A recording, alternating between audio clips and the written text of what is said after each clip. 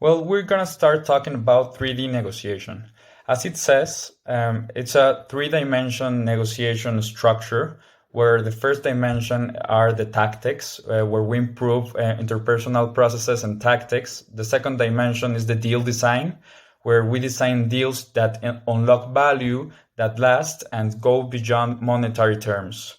And the third dimension it's to make moves away from the negotiation table in order to create unrejectable deals that has a lot more of value. Now, the 3D negotiators induce target players to say and accept a certain deal by improving the proposal. And what do I mean with this?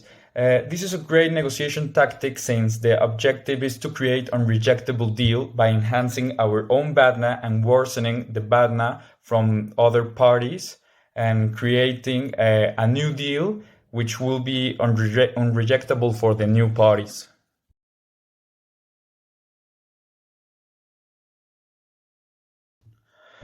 Now, talking about the first dimension strategy, this is primarily focused on interpersonal actions at the bargaining table. The team would assess the personalities of the people with whom they would be negotiating and might be culturally sensitive and choose elegant restaurants to meet.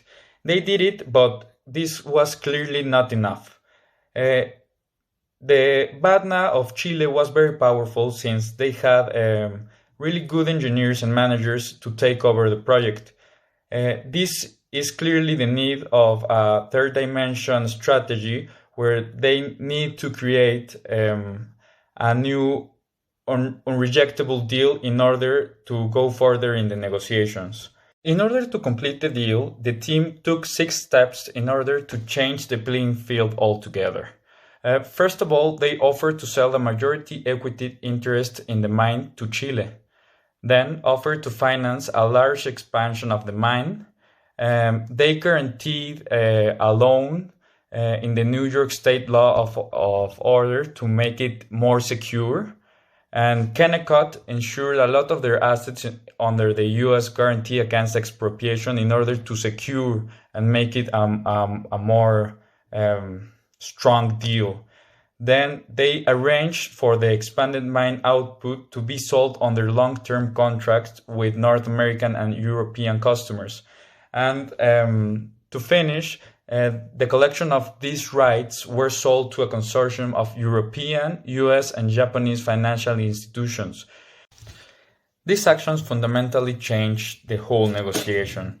They basically expanded the pie in order to give additional benefits to all of the parties.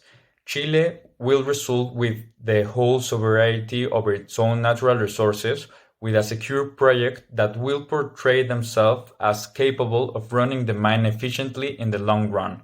Now, it is clear that the last BADNA seems to be less attractive than the new offer, which gain the value needed in order to be unrejectable by Chile.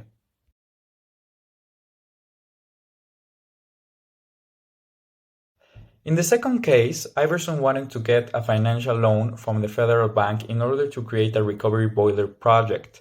The bank asked them to have certain equity in order to back up the loan, but they didn't have it. So they implemented a 3D strategy involving other parties that will end up securing the deal. They managed to get the deal by mapping backwards to the yes and offering a very secure project.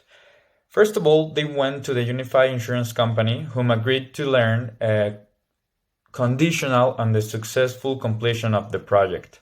After that, they went with that information to the Economic Development Administration in order to get a junior loan for job-creating projects.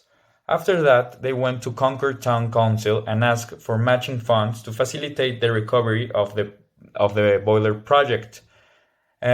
And the key was to involve Derano, which is a large national engineering, design, and project management firm who gave them a letter that ensures the completion of the project.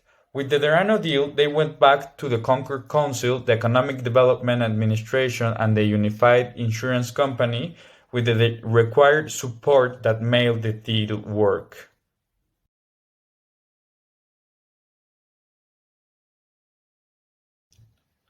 Mittal Steel's takeover of Arcelor was a very complex deal worth more than $33 billion. The most valuable lesson we can take from this deal is camping, which consists on separating the big deal into several small-scale deals and play them out on multiple fronts.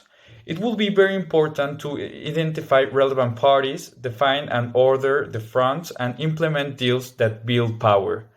This will enable us to split the deal and make the most out of every single subject in order to obtain a larger value for the negotiation.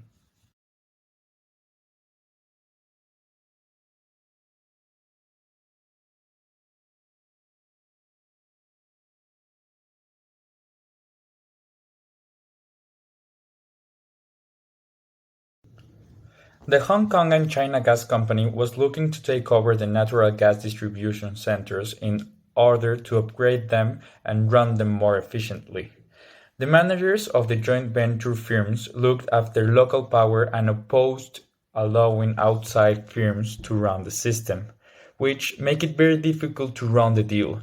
To overcome this, the company took a multi-front strategy of social mapping, which involved testing the deal with potential Chinese partners in order to determine who was genuinely interested. The cultural approach of the Chinese people is that you need to deal with the people involved and not just with the project.